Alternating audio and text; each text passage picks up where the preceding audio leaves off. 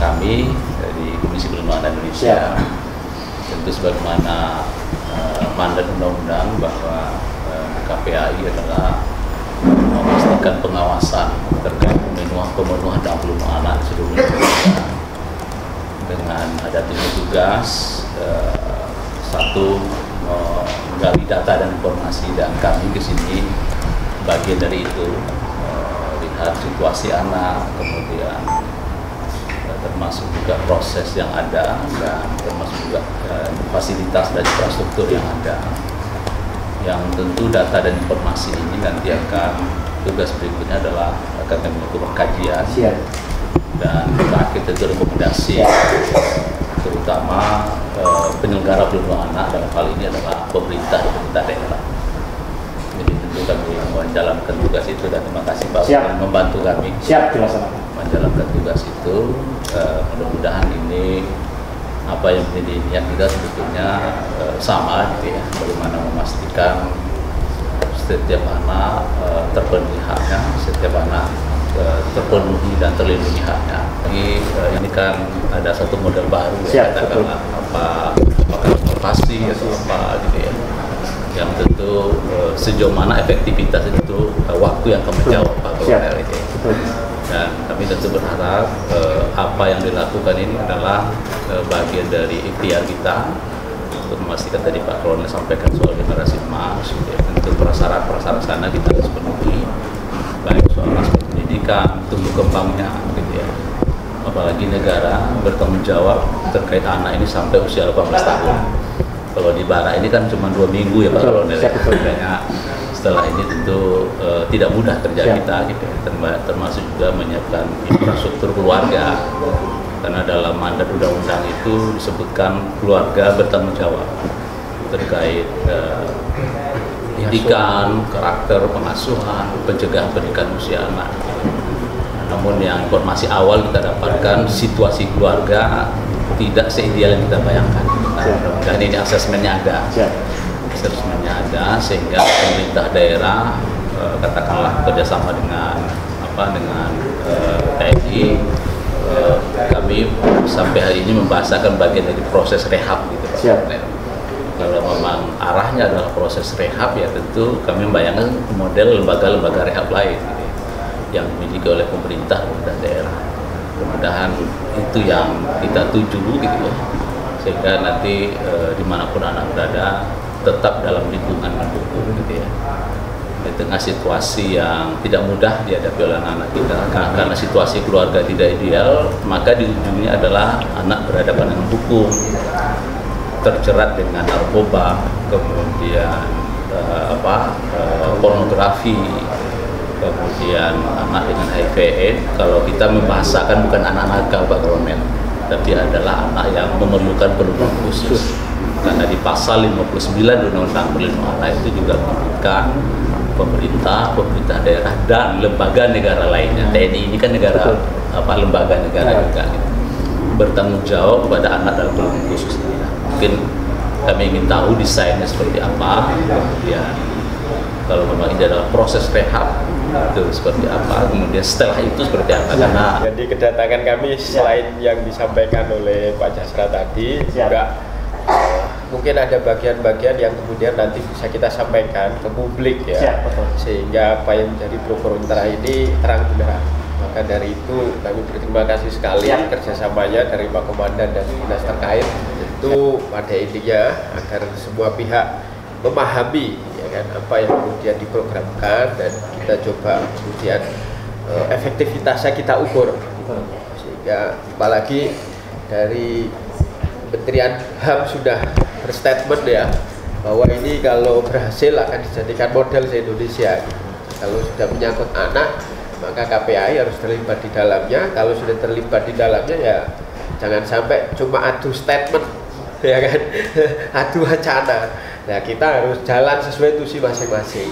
Bapak Ibu pemerintah daerah yang punya tusi dalam memberikan layanan, kami punya tusi terhadap pengawasan agar layanannya berjalan efektif, efisien, dan berdampak. Jangan sampai kita beradu tusi ya. Kita sudah diatur undang-undang, ada mandat masing-masing Pak Kadis ya kan, dan seterusnya. Jadi tusi pengawasan, tusi layanan tentu harus berjalan seiring. Nah, makanya kemudian kita harus tahu apa yang ada di lapangan, jangan sampai adu wacana dan seterusnya. Maka ini yang penting untuk kita pahami bersama-sama. Selamat datang di Purwakarta, Pak Wakil, Pak Komisioner, beserta rombongan. Perlu saya sampaikan bahwa kegiatan ini kita lakukan betul, mungkin selama ini banyak istilah yang tidak familiar di masyarakat berkembang menjadi sebuah wacana, dan ini memunculkan kontroversi. Anak-anak dengan kebutuhan perlindungan khusus ini, kita meyakini bahwa ini harus mendapatkan pelayanan yang baik sehingga mereka terlindungi, bisa tumbuh dan berkembang dengan baik. Sehingga Pak Gubernur yang mewacanakan bagaimana anak-anak di Jawa Barat ini bisa kembali pada jalannya yang benar, karena kita pandang mereka selama ini banyak hal yang tidak sesuai dengan apa yang seharusnya mereka lakukan, karena stimulasi-stimulasi negatif bisa dari keluarga, bisa dari lingkungan, bahkan pun bisa dari sekolah. Nah, maka kita mencoba sebuah ikhtiar menerjemahkan apa yang disampaikan oleh Pak Gubernur. Kita kaji berdasarkan peraturan-peraturan pendidikan yang semuanya ternyata mempunyai niatan yang sama, Komandan. Anak-anak kita harus lebih baik seperti itu. Sehingga saat itu kita melakukan konsolidasi lintas sektor di Kabupaten Purwakarta. Maka waktu itu kita kumpulkan semua stakeholder terkait, para pemangku kepentingan. Dari situ muncul dianalisa beberapa persoalan. Pertama, bahwa ya di Purwakarta ditemukan anak-anak dengan masalah-masalah tertentu di tiap sekolah dengan basis data dari guru bimbingan dan konseling. Waktu itu kita brainstorming, dan dari situ muncul bahwa masalah-masalah anak ini adalah masalah-masalah yang semuanya berakar dari pola asuh, dari keluarga, dari orang tua. Maka saat itu kita memilah-milah, kemudian berdasarkan skala prioritas yang kita pilih anak-anak dengan beberapa peringatan yang sudah dilakukan oleh sekolah tapi belum berubah gitu, termasuk orang tuanya. Nah, ini yang akan menjadi sasaran kita. Nah, kemudian kita rancang waktu itu, kita buatkan rencana kerja dari setiap dinas terlibat. Nah, dan kita buat program ini selama 6 bulan dengan rencana di sini itu 2 minggu intensif di sini dengan pengawasan. Dari situ kita mengidentifikasi kebutuhan-kebutuhan dan kontribusi yang bisa kita lakukan secara bersama-sama, secara kolaboratif, sehingga MGBK membuat program, sudah ada programnya. Selain melakukan konseling klinis di sini, 1 orang berbanding 3, Pak. Jadi setiap guru BK di luar psikolog kalau psikolog semua anak, dan dilakukan data-datanya sudah ada semuanya ya, data-data masalah, faktor penyebabnya apa. Kemudian para guru BK juga memegang 1 orang pegang 3 anak. Kemudian 1 orang itu juga itu pegang 3 orang tua. Jadi yang harus dikonseling itu bukan anak tapi juga orang tua. Jadi untuk apa? Untuk memberikan pemahaman terhadap orang tua bahwa masalah anak ini sebenarnya masalah orang tua, bersumber dari pola asuh yang mungkin mereka tidak menyadari. Ucapan mereka, komunikasi mereka selama ini itu menjadi pemicu lahirnya anak-anak yang memerlukan perlindungan khusus gitu. Nah, ini yang akan kita lakukan secara bersama-sama. Nah, ini kemudian dilakukan secara berkala nanti terhadap orang tua dan terhadap anak.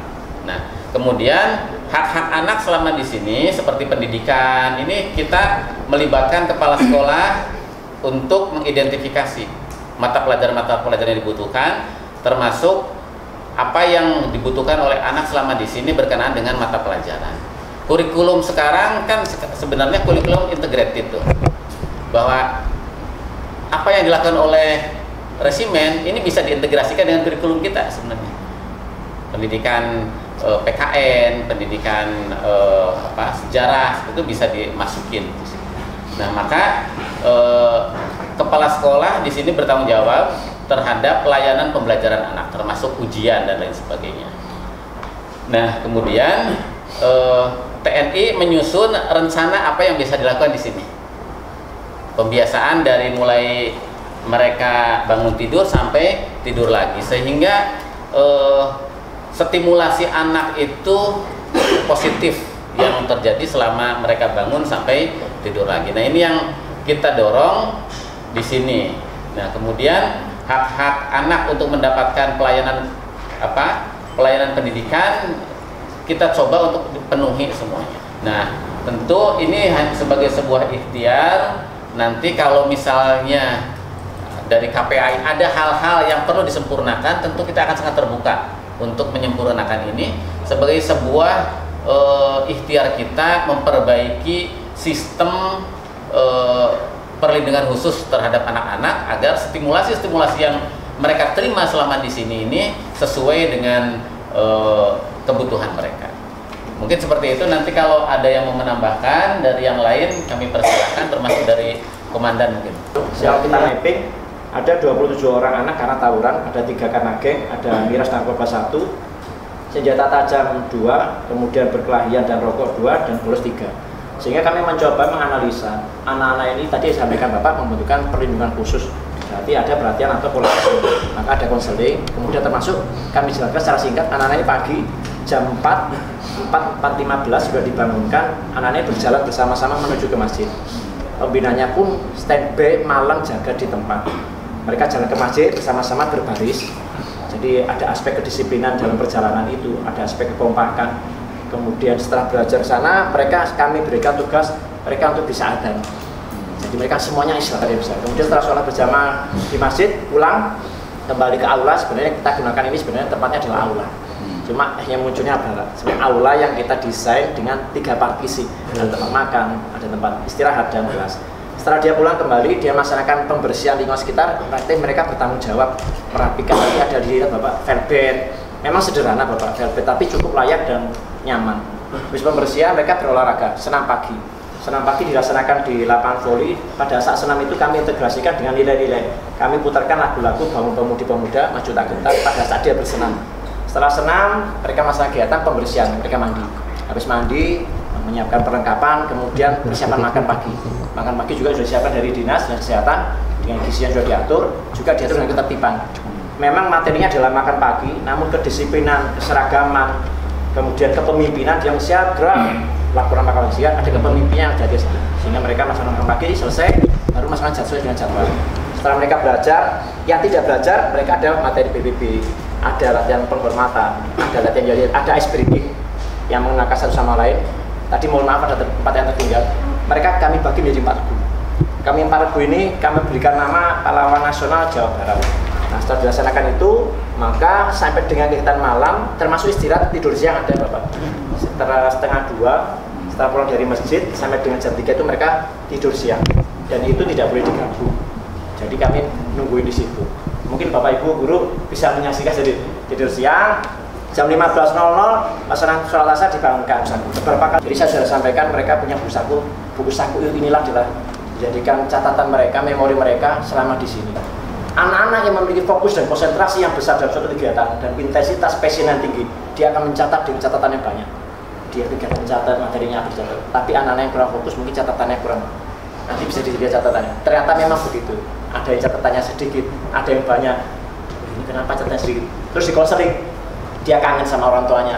Jadi catatan ini menjadikan menurut kami memori pada saat nanti selesai 2 minggu di sini, catatan-catatan kegiatan rutinitas dengan support system yang baik ini akan menjadikan dia agen-agen atau duta-duta pendidikan. Oh, dia membersihkan tempat tidur atau perlengkapan, dia mencuci, dicatat, dia akan menjadi memori yang gampang. Kemudian malam belajar sampai dengan sekitar 21 atau 21 lebih 15. Kemudian ada apel malam. Apel malam itu juga ada pelatihan kelengkapan, dia belajar berbaris di depan aula, habis itu mereka istirahat. Dan waktu istirahat pun kami pastikan cukup dari maksimal mungkin 21.30 sampai dengan 04.00, dan mereka harus beristirahat secara maksimal. Faktor internal ternyata berpengaruh. Menurut kami pribadi secara militer, faktor internal ini dari spiritualnya sudah tidak ada kekurangan. Kemudian yang lain adalah aspek eksternal adalah perhatian, pola asuh. Kemudian lingkungan yang tidak kondusif, geng-geng motor. Nah, anak-anak ini mungkin anak-anak yang pada area abu-abu, siapa yang akan mengambil tanggung jawab. Sehingga setelah melaksanakan kegiatan agama, kami lihat lama-lama semangat. Bahkan setelah di mapping, ada 17 orang anak dari kelas, mulai dari kelas 9, 10, 11 ini yang masih ikro. 17 orang anak ikro, 10 orang masih bacanya separuh-separuh, dan 11 orang anak yang sudah ngajinya bagus.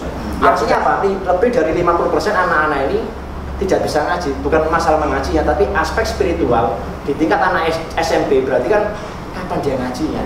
Dan itu Pak seperti ini.